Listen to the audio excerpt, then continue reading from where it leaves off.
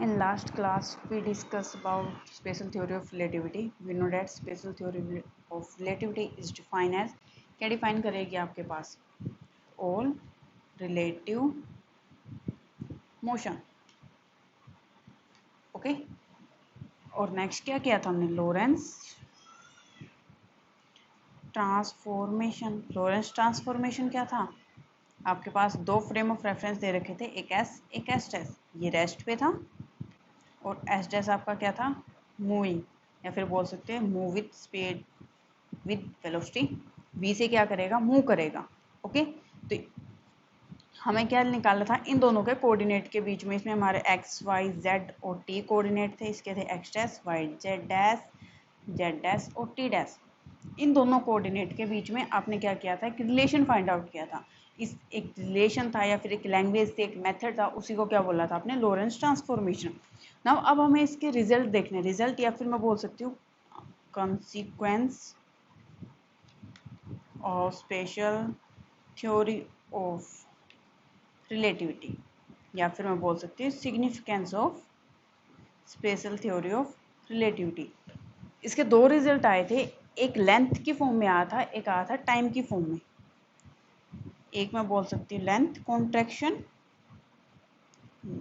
Contraction and second one आप define कर सकते हो टाइम डिलेशन.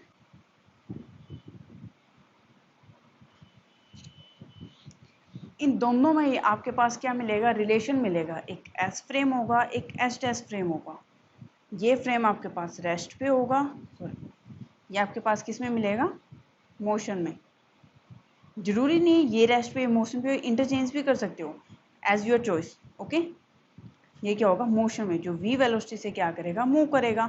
अब हमें देखना है, अगर कोई, जैसे मैं लेंथ की बात करूँ, कोई ऑब्जेक्ट जब रेस्ट पे होगा तो उसकी लेंथ मेरे पास मान ली एल नोट है. तो मेरे को चेक करना है, अगर वो किसी फ्रेम ऑफ रेफरेंस में जो एस डैश से क्या कर रहा है, मूव कर रहा है, तो उसकी लेंथ क्या होगी. एक रिलेशन ही निकालना है, तो यहाँ पे कि भी क्या होगा आपके पास, लोरेंस ट्रांसफॉर्मेशन का यूज करोगे. ऐसे टाइम डिलेशन की अगर मैं बात करूं, आपके पास एक ऑब्जर्वेशन करोगे जब क्लॉक आपके पास रेस्ट पे होगी, एक ऑब्जर्वेशन करोगे जब आपके पास क्या होगी, क्लॉक किस पे होगी, एक किसी फ्रेम ऑफ रेफरेंस में मूव कर रही होगी किसी वेलोसिटी v से. तो हमें ऑब्जर्वेशन देखनी है टाइम पे और लेंथ पे इफेक्ट क्या होगा. ठीक है, फर्स्ट हम स्टार्ट करेंगे लेंथ कॉन्ट्रैक्शन से. फर्स्ट टॉपिक आपका लेंथ कॉन्ट्रैक्शन बोल सकते हो, या फिर बोल सकते हो रिलेटिविटी ऑफ लेंथ कॉन्ट्रैक्शन और रिलेटिविटी ऑफ लेंथ. अगर मैं सिंपली फॉर्म में बोलूँ तो मेरे पास क्या होगा, लेंथ कॉन्ट्रैक्शन के अंदर या फिर स्पेशल थ्योरी ऑफ रिलेटिविटी जो लेंथ के लिए दी गई, उसके अंदर क्या होगा, अगर कोई ऑब्जेक्ट, मान ली आपकी कोई लेंथ है ऑब्जेक्ट की, ये है एल नोट है, लेकिन ये किस पे है, जब रेस्ट पे है, और एक फ्रेम मैंने मान लिया एस डैश है, वो क्या कर रहा है, मूव कर रहा है. तो वहाँ पे जो इसकी लेंथ होगी इसी ऑब्जेक्ट की, वो क्या होगी, आपको श्रिंक हुई दिखाई देगी. मतलब क्या हो जाएगी, एक टाइप से उसकी लेंथ क्या हो जाएगी, डिक्रीज. तो ये बोल रहा है आपके पास क्या होगा, स्पेशल थ्योरी ऑफ रिलेटिविटी के, कि आपके पास क्या होगा, कोई ऑब्जेक्ट जब किसी वेलोसिटी से मूव करेगा, एक फास्ट वेलोसिटी से क्या कर रहा है, मूव कर रहा है, तो आपके पास वहाँ पे क्या होगा, उसकी लेंथ क्या होगी, श्रिंक हो जाएगी, कॉन्ट्रैक्ट हो जाएगी, डिक्रीज हो जाएगी. ठीक है, तो इसका मतलब अगर एस डैश फ्रेम मोशन में है, एस आपके पास रेस्ट में, तो ये लेंथ क्या होगी, इसके कंपैरिजन में लेस मिलेगी. मतलब ये क्या हो जाएगी, श्रिंक हो जाएगी. कि आपके पास कोई फास्टर स्पीड से कोई चीज़ मूव कर रही है, तो उसकी लेंथ आपको क्या होगी, एक श्रिंक फॉर्म में, एक कॉन्ट्रैक्ट फॉर्म में, डिक्रीज फॉर्म में क्या होगी, दिखाई देगी.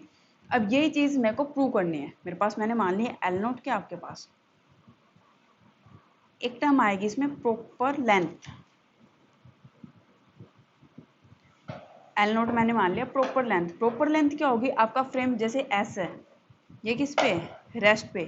तो एस फ्रेम में जो आप लेंथ को ऑब्जर्व करोगे, उसकी लेंथ मेजर करोगे, वो मैंने मान ली एल नोट. जो फ्रेम रेस्ट पे होगा तो उस टाइम जो उसकी रोड की लेंथ है, एल, ये क्या है मेरे पास रोड है कोई, एल नोट लेंथ की. तो इस लेंथ को क्या नाम दोगे, आप प्रॉपर लेंथ का नाम दोगे. और अगर वो कोई फ्रेम मूव कर रहा है, एक वेलोसिटी से मूव करेगा, तो उसको आप डिफाइन कर सकते हो as a improper length. Okay, now मेरे पास क्या होगा, अब मेरे को क्या करना है, ये प्रॉपर लेंथ और इम्प्रॉपर लेंथ, इसमें क्या निकालना है, रिलेशन निकालना है. इसका मतलब एक फ्रेम अगर रेस्ट पे है, आपको उसके कोऑर्डिनेट पता है, दूसरा मोशन में है तो उसके कोऑर्डिनेट आपको फाइंड आउट करने हैं। Then we directly use Lorentz transformation. चलो अब स्टार्ट करते हैं। मेरे पास क्या होगा, ये मान लिया मेरे पास एस फ्रेम है, ये हो गया एस। सेकेंड वन मान लेते हैं, ये क्या होगा आपके पास एस डैश क्या होगा, एक दूसरा फ्रेम होगा। ये एक रोड है जिसकी लेंथ एल नोट है, ये भी रोड है वही, लेकिन इसकी लेंथ एल मान ली। ठीक है, वैल्यू नहीं पता, जितनी भी आएगी बता देंगे। कोऑर्डिनेट ये एक्स एक्सिस है, ये वाई एक्सिस है, जेड एक्सिस है, तो कोऑर्डिनेट x1 और x2 मान सकते हैं। ये मान लिया X dash, Y dash, Z dash. हम सिर्फ एक्स एक्सिस के अराउंड बात कर रहे हैं। मेरे पास क्या होगा x1 डैश और x2 डैश। अगर मैं इस इंटरवल की बात करूँ एल नोट की, एल नोट किसके इक्वल होगा x2 माइनस x1 ना। जैसे आप नॉर्मल ग्राफ से फाइंड आउट करते हैं, ये पॉइंट हो गए, लेंथ है, यहाँ पे 2 पॉइंट है, ये 3 पॉइंट है, ये एक्स एक्सिस है वाई एक्सिस, तो ये लेंथ कितनी होती है 3 माइनस 2 ना, 1 सेंटीमीटर। तो सेम यहाँ पे क्या आ जाएगा, एल नोट क्या हो गया x2 minus x1। Same case यहाँ पे आ जाएगा, एल कितना आ गया x2 dash minus x1 dash. ये मेरे पास क्या होगी एक प्रॉपर लेंथ। ना अब हमें क्या चाहिए, हमें रिलेट करके एल नोट की कंपैरिजन करना है कि ये लेंथ एक्चुअल में कम दिखाई देगी, एक्चुअल में कम होगी, कॉन्ट्रैक्ट होगी या नहीं।